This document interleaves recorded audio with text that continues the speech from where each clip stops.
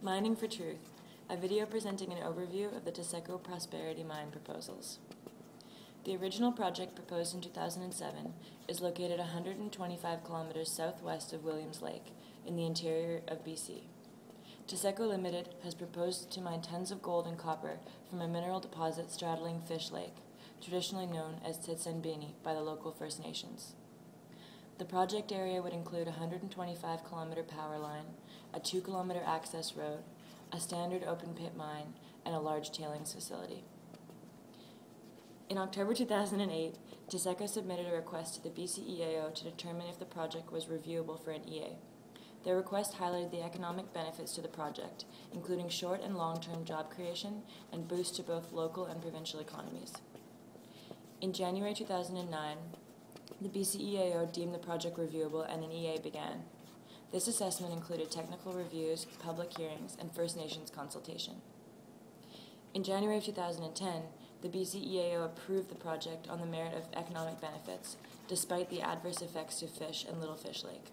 Chief Baptiste of the Hanikwitine spoke out saying, "We are hopeful that the federal review panel will take a more diligent and responsible approach to this proposed mine and act as a safeguard for public interest, rather than a rubber stamp for industry." Meanwhile, this project had been on the federal radar since 1995, and as the project evolved, it became clear that potential impacts on fish and fish habitat would trigger a federal review. By 2009, a federal panel of independent experts had begun assessing the project. In the fall of that year, and after holding 3 months of public hearings and First Nations consultations, the federal panel concluded that the Prosperity Mine project would result in significant adverse environmental effects on fish and fish habitat, on navigation, on the current use of lands and resources for traditional purposes by First Nations, and on cultural heritage. Jim Prentice voiced his disapproval swiftly following the federal report.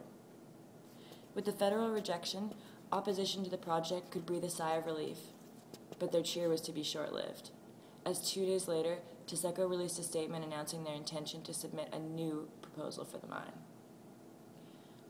The proposal for this new Prosperity Mine is currently under federal review and presents Mine Development Plan No. 2, which attempts to preserve Fish Lake.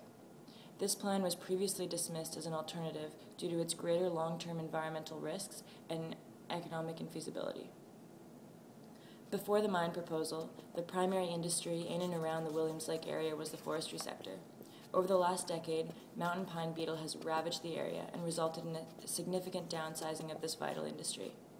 Problems of unemployment were exacerbated by the 2008 economic downturn, making new proposals for resource development and their associated job creation more and more enticing.